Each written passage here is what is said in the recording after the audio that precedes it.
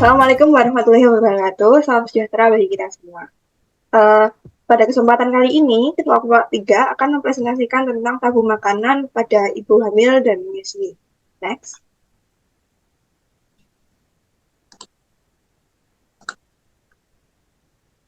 Next. Topik bahasan dalam presentasi kali ini adalah konsep food tabu, perilaku food tabu pada ibu hamil dan menyusui, pendidikan dan pengetahuan, sosial budaya, faktor pengaruh pendidikan pengetahuan terhadap perilaku food tabu pada ibu hamil dan menyusui, faktor pengaruh sosial budaya terhadap perilaku food tabu pada ibu hamil dan menyusui, serta hubungan perilaku food tabu pada ibu hamil dan menyusui dengan status gizi. Sebagian besar kondisi kehamilan yang buruk berhubungan dengan adanya kurangnya gizi pada ibu hamil. Menurut konsep UNICEF, pola makan kehamilan yang tidak sehat dikaitkan dengan norma budaya, tabu, dan kepercayaan yang menjadi faktor utama penyebabnya kurang gizi. Hal ini disebabkan karena gizi yang tidak mencukupi dapat berdampak serius terhadap pertumbuhan dan perkembangan janin, terutama pada masa kehamilan. Wanita hamil seringkali diharuskan mematuhi berbagai tabu dan praktik budaya di lingkungannya yang dapat mempengaruhi pola makanan yang mereka konsumsi. Hal ini dapat menyebabkan risiko tinggi kekurangan zat gizi. Sementara makanan yang tinggi nutrisi seperti buah, sayur, dan protein hewani sangatlah penting bagi perkembangan kesehatan ibu hamil dan janin. Faktor pengetahuan tentang makanan dan pendidikan juga sangat penting dalam menurunkan kepercayaan terhadap tabu pada makanan pada ibu hamil dan menyusui. Selain itu, interaksi lingkungan sosial seperti keluarga, masyarakat, dan teman juga dapat berpengaruh pada tabung makanan karena mereka saling mempengaruhi dalam membentuk perilaku, sikap, dan kepercayaan.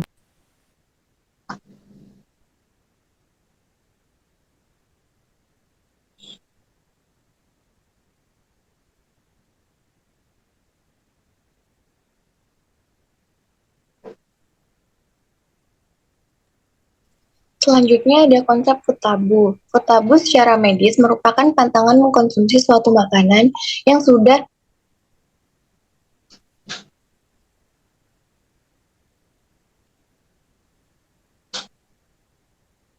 dibenarkan kebenarannya berdasarkan ilmu penelitian.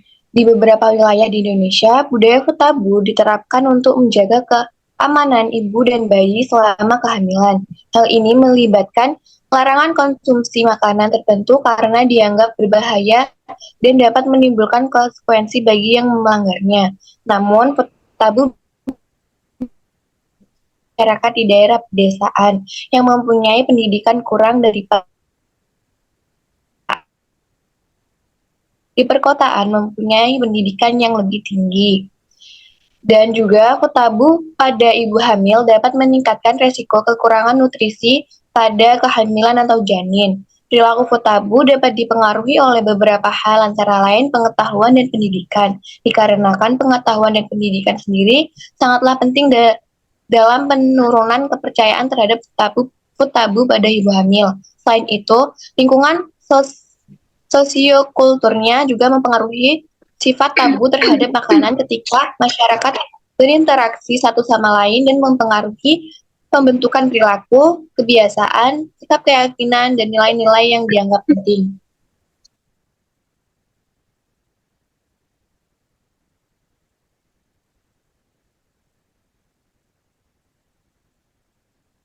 Selanjutnya yaitu perilaku food tabu pada ibu hamil dan juga menyusui. Yang pertama yaitu tidak boleh mengonsumsi buah-buahan tertentu. Ibu hamil tidak diperbolehkan mengonsumsi jenis buah tertentu seperti nanas, salak, durian. Alasan yang dikemukakan adalah ketakutan akan keguguran dan rasa panas di perut saat memakan buah tersebut.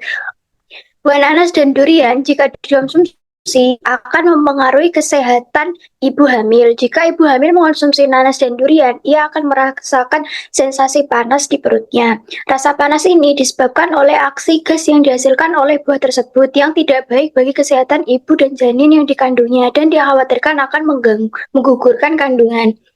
Selain itu salah, karena rasanya yang sepet dipercaya dapat mempersempit jalan lahir sehingga menyulitkan persalinan dan menyebabkan perdarahan saat melahirkan.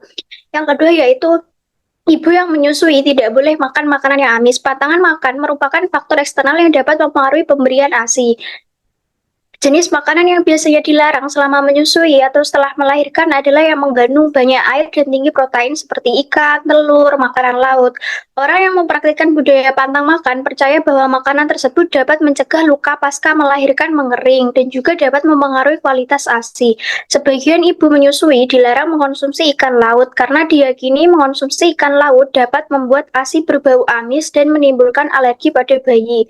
Selain pantangan makan bagi ibu nifas dan ibu hamil, terutama konsumsi ikan laut diyakini menyebabkan bayi dan ASI yang diproduksi memiliki bau amis.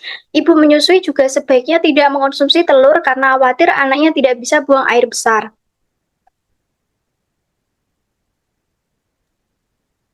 Berikutnya yang ketiga ada ibu hamil pantang makan sayur rebung, sayur nangka, dan cabai. Mengapa ibu hamil itu pantang? Karena dapat memberikan efek negatif atau merugikan ibu jika dikonsumsi saat hamil. Karena sayur rebung apabila dikonsumsi, ibu hamil mitosnya akan menyebabkan gatal-gatal pada ibu hamil dan juga bayinya. Ibu hamil juga pantang memakan sayur nangka. Karena sayur nangka dapat menurunkan produksi ASI setelah melahirkan. Dan selain sayur rebung dan sayur nangka, ibu hamil juga pantang makan cabai. Alasan ibu hamil sebaiknya menghindari makan cabai karena dapat membuat perut panas dan menyebabkan kemerahan pada kulit bayi. Meski makanan panas tidak memberikan dampak buruk bagi tumbuh kembang janin dalam kandungan, namun bisa berdampak buruk pada kondisi ibu hamil karena mengkonsumsi makanan pedas berlebihan bisa menyebabkan peradangan pada lambung. Next.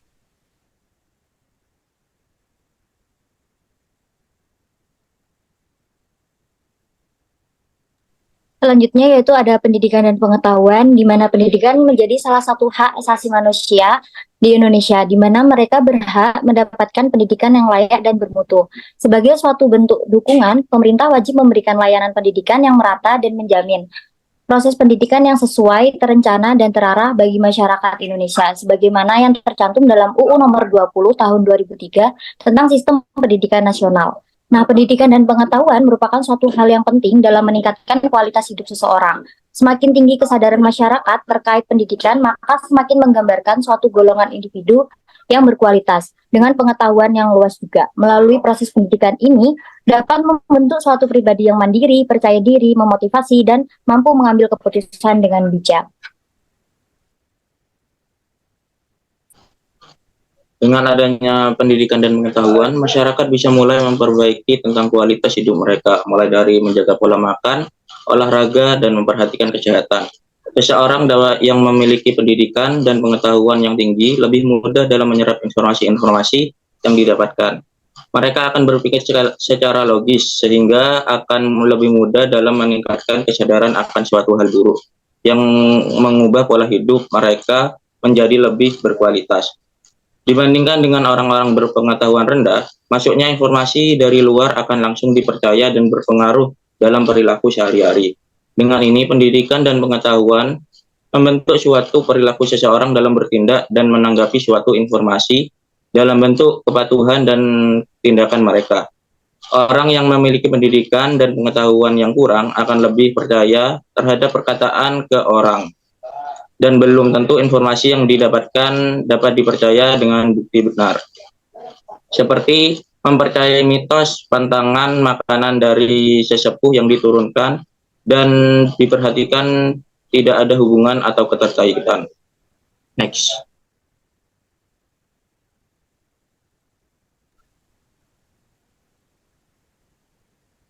Selanjutnya, sosial budaya, di mana sosial budaya terhadap pantangan makanan merupakan fenomena yang berkaitan dengan adat istiadat, budaya, dan sistem sosial suatu masyarakat terhadap suatu makanan, seperti kebiasaan makan, pantangan, atau gaya hidup dan gengsi dalam mengonsumsi suatu makanan. Faktor sosial budaya seperti kepercayaan, nilai-nilai, makanan, tabu, dan dianjurkan, serta adat istiadat dan kebiasaan yang berkaitan dengan konsumsi makanan mempengaruhi jenis makanan yang dipilih. di mana cara penyajiannya dan cara konsumsinya. Tabu makanan dikaitkan dengan dominasi budaya patriarki. Dan dalam masyarakat yang menganut sistem patriarki yang kuat, tabu makanan lebih banyak diterapkan pada perempuan dibandingkan laki-laki. Pantangan makanan bertentangan dengan ajaran kesehatan karena perempuan, terutama ibu hamil atau ibu menyusui, karena alasan kesehatan dilarang mengonsumsi makanan kaya akan protein hewani yang dibutuhkan oleh tubuh manusia. Dampak dari pantangan makanan dapat menyebabkan perempuan kekurangan gizi dan membahayakan kesehatan mereka. Next.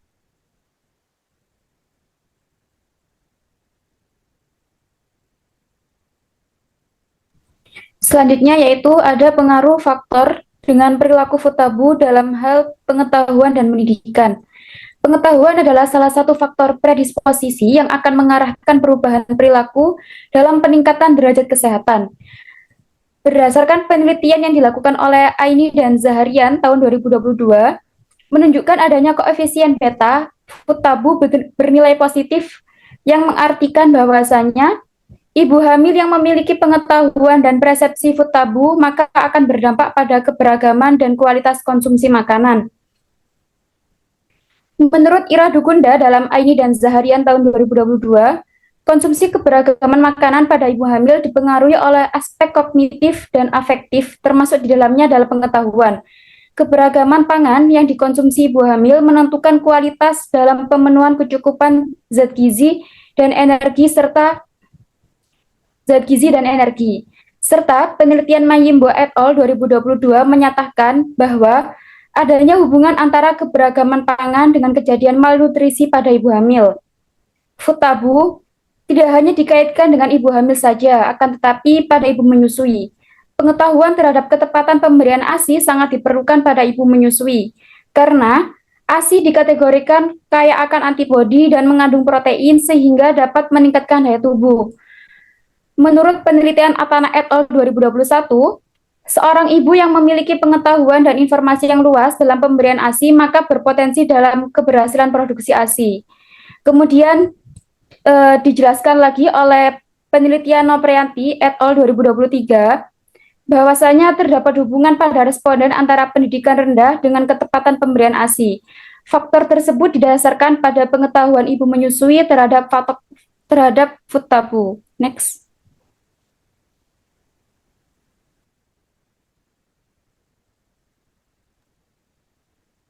Baik, selanjutnya adalah pengaruh faktor dengan perilaku food tabu dalam aspek sosial budaya. Sosial budaya merupakan hal yang melekat kental di kehidupan bermasyarakat, dan tak jarang perilaku-perilaku seseorang dipengaruhi oleh sosial budaya baik dari segi persepsi, pola pikir, kebiasaan, hingga adat istiadat. Banyak penelitian mengatakan bahwa sosial budaya menjadi salah satu faktor dari perilaku food tabu pada ibu, yang mana sosial budaya ini memunculkan persepsi keluarga dari lingkungan sosial serta budaya turun-temurun yang menjadi alasan bagi ibu hamil dan menyusui untuk tidak mengkonsumsi beberapa makanan. Budaya ini muncul dipengaruhi karena adanya interaksi antar masyarakat yang saling mempengaruhi dalam membentuk perilaku, kebiasaan, sikap, kepercayaan, dan nilai-nilai yang dianggap penting dan menjadi turun-temurun. Keluarga meyakini bahwa ada beberapa makanan yang jika dikonsumsi akan mengganggu kehamilan hingga dapat mengancam nyawa ibu dan janin. Keyakinan yang dimiliki tak jarang juga dikaitkan dengan hal-hal yang magis dan bersifat turun-temurun di keluarga dan lingkungan sosial.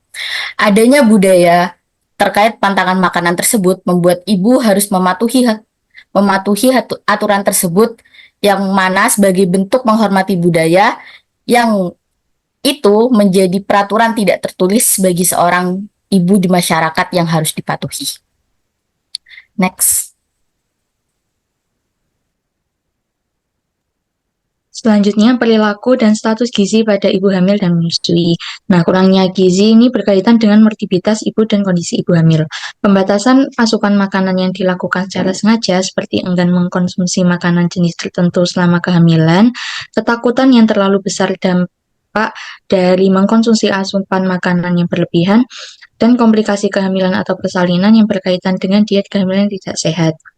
Nah, menurut UNICEF Food Care Health, norma budaya, tabu, dan kepercayaan termasuk kontekstual yang dapat menyebabkan malnutrisi. Kepercayaan masyarakat terkait pantangan makanan tertentu pada ibu menyusui terjadi secara turun-temurun. Budaya ini menjadi sebuah kepercayaan terlebih pada masyarakat yang hidup di daerah pedesaan dan kurangnya informasi pengetahuan terkait food tabu. Dampak yang dapat ditimbulkan adalah tumbuh kembang anak ini tidak berkembang dan bertumbuh seperti seharusnya, karena terdapat nilai gizi yang terhambat dan dapat menyebabkan anak menjadi stunting dikarenakan kecukupan gizinya tidak terpenuhi. Nah, perilaku food tabu ini dapat dipengaruhi oleh beberapa hal, antara lain pengetahuan makanan, tingkat pendidikan, lingkungan sosial budaya, dan riwayat gangguan kesehatan. Yang pertama, pengetahuan makanan. Nah, pengetahuan makanan ini berhubungan erat dengan perilaku ibu hamil dan menyusui. Ibu hamil dan menyusui sangat minim pengetahuan tentang beberapa makanan yang dikategorikan termasuk food tabu seperti cumi, ikan, kangkung, dan air kelapa. Pengetahuan yang kurang ini disebabkan oleh informasi yang didapatkan masih sedikit dan terkadang hanya mendengar informasi yang salah dari orang lain yang berpengaruh terhadap perilaku. Yang kedua, sejalan dengan pengetahuan ibu hamil dan menyusui, ini menandakan bahwa tingkat pendidikan ibu hamil dan menyusui tergolong rendah.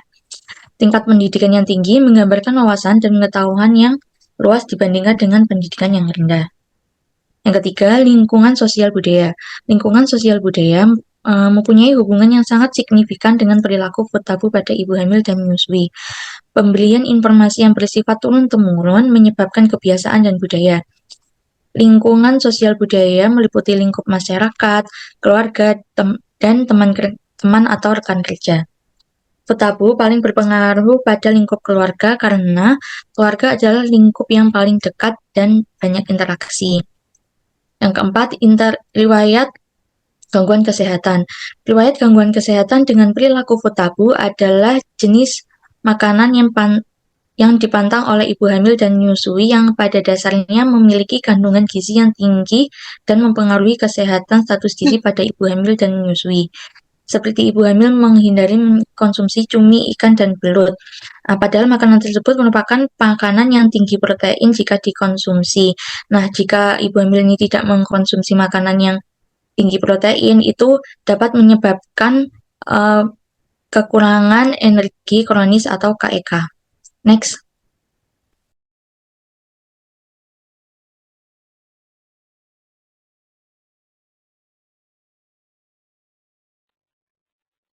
Nah, setelah pemaparan materi yang tadi dapat diambil kesimpulan bahwa food tabu adalah kegiatan membatasi makanan tertentu dan pada umumnya terjadi pada masyarakat pedesaan yang masih minim akan pengetahuan.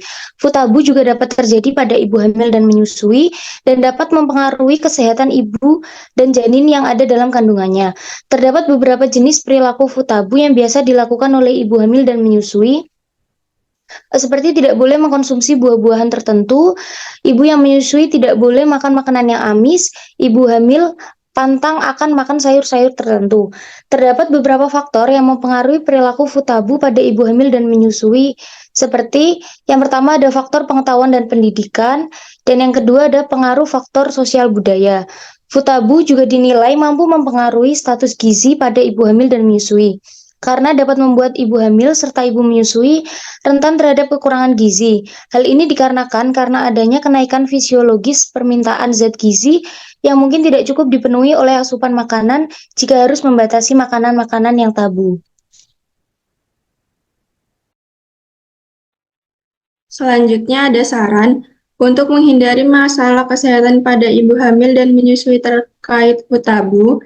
Edukasi yang luas dan terarah diperlukan. Tenaga kesehatan bisa memberikan informasi apakah larangan makanan benar-benar berbahaya atau hanya kepercayaan. Penting untuk menjaga keseimbangan antara tradisi dan kebutuhan gizi.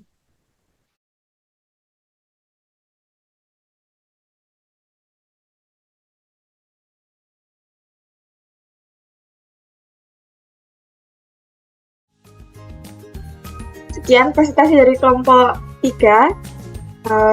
Diharapkan teman-teman semua paham tentang apa yang kita sampaikan. Terima kasih. Wassalamualaikum warahmatullahi wabarakatuh.